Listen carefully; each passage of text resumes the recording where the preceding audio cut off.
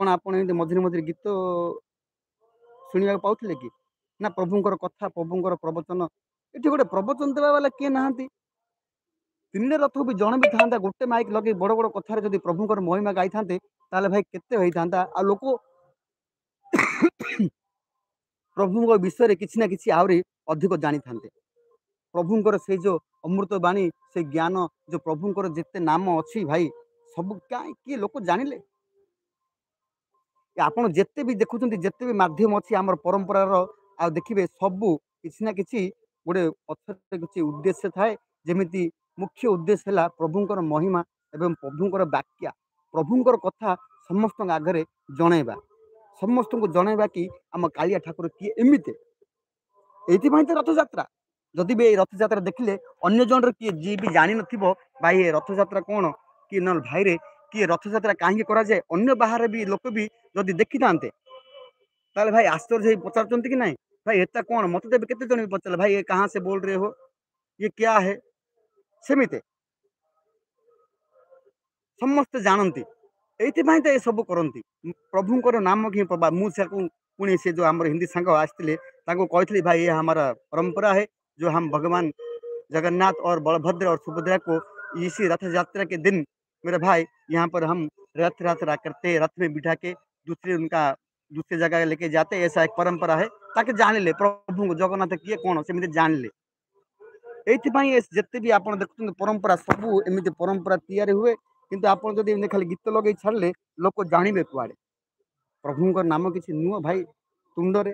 ଯଦି ଭାଇ କି ଯଦି ଆପଣ ଦେଖୁଛନ୍ତି କି ଏମିତି ବି କୌଣସି ପ୍ରକାର ପ୍ରଭୁଙ୍କର ଯେକୌଣସି ବି ଯଦି କମିଟି ମେମ୍ବର ବି ଆପଣ କି ହାତରେ ଯଦି ଥିବ, ମୁଖ୍ୟ ଲୋକ ହେଇଥିବେ, ଯଦି ଏମିତିକା ଯେମିତି ରଥଯାତ୍ରା ଆପଣ ଯୋଉ ବର୍ତ୍ତମାନ ଦେଖିଲେ, ମୋ ଭାଇରେ ନିଶ୍ଚୟ ଆପଣ ଚେଷ୍ଟା କରନ୍ତୁ କି ଏମିତିଆ ଜାଗାରେ କିଛି ଲୋକ କଥାରେ କୁହନ୍ତୁ, ମାନେ ପ୍ରଭୁଙ୍କ ମହିମା ଗାଁ ଯେମିତିକି ପ୍ରବଚନ ଦେବା।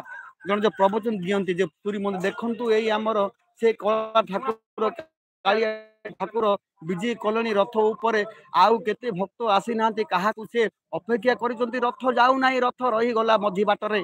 ଭାଇ ଯୋଉ ଏମିତି ଲୋକ ଯୋଉ କହୁଛନ୍ତି, ଯୋଉ ଏହାକୁ ଯୋଉ ପ୍ରବଚନ ଯୋଉ କହୁଛନ୍ତି ଲେଉଛନ୍ତି, ସେମିତି ଲୋକଙ୍କୁ ଆଣି ଭାଇ ନିଶ୍ଚୟ ଏମିତିଆ ଜାଗାରେ ଏମିତି ରଥଯାତ୍ରା ଲାଇଭରେ ଭାଇ ସେମିତି ପ୍ରବଚନ ଦିଅନ୍ତୁ। ଏମିତି ଗୀତ ବଜେଇ ଛାଡ଼ନ୍ତୁ ନାହିଁ। ବହୁତ ଦୁଃଖ ଲାଗେ ଗୀତ ବଜନ୍ତୁ ନାହିଁ ଗୋଟାଏ ଦିନ ଭାଇ ପ୍ରଭୁଙ୍କ ନାମ ବାରମ୍ବାର ନିଅନ୍ତୁ।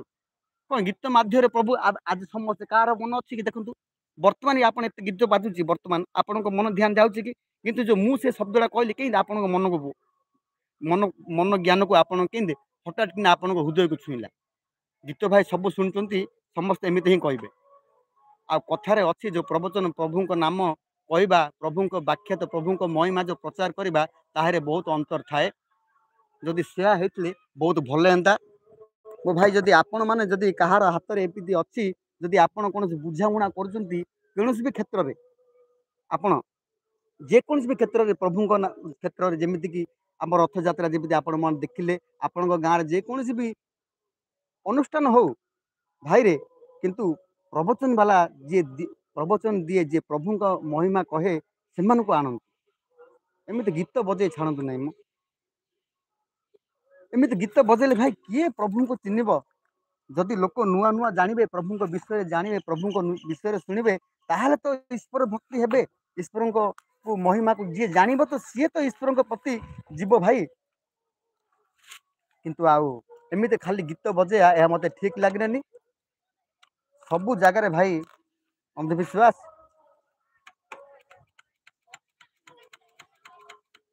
ମତେ ତ ଏମିତି ଲାଗିଲା ଏ ପରମ୍ପରା ତ ଏମାନେ କୌଣସି ବାଧ୍ୟତାମୂଳକ ପାଳନ କରୁଛନ୍ତି। କାହାଙ୍କ ମନରେ ଜମା ଖୁସିର କଥା ନାହିଁ, ଖୁସିରେ କିଏ ପାଳନ କରୁଛି ଏମିତି ପରମ୍ପରା ନାହିଁ। କିଛି ଲୋକ ଆସିଥିବେ କିନ୍ତୁ ସମସ୍ତେ ନୁହେଁ। ଯଦି ହେଇଥିଲେ ପରିବେଶ ନିଶ୍ଚୟ ବଦଳିଥାନ୍ତା। ଚାଲନ୍ତୁ ଭାଇ, ମୁଁ ତ ଉପରେ ଅଛି। ଆଉ ଯେକୌଣସି ଓଡ଼ିଆ ଭାଇ ଓ ଭଉଣୀ ମାନେ ଦେଖୁଛନ୍ତି, ମୋ ଭାଇ ନିଶ୍ଚୟ ଆମ ଚ୍ୟାନେଲଟିକୁ ସବସ୍କ୍ରାଇବ ଟିକେ କରି ଯାଆନ୍ତୁ ନିଶ୍ଚୟ। ଆଉ ଯେକୌଣସି ଭାଇ ଓଡ଼ିଆ ଭାଇ ଆମର ପୁଣି ଆମର ଜଗନ୍ନାଥଙ୍କୁ ଦର୍ଶନ କରିବାକୁ ଚାହୁଁଛନ୍ତି, ପୁଣି ନିଶ୍ଚୟ ଜୟ ଜଗନ୍ନାଥ ଲେଖନ୍ତୁ।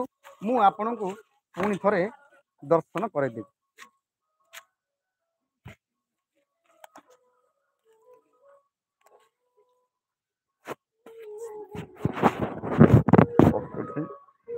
ଚାଲନ୍ତୁ ଭାଇ, ମୁଁ ଲାଇଭରେ ହିଁ ରଖିଦେଇଛି।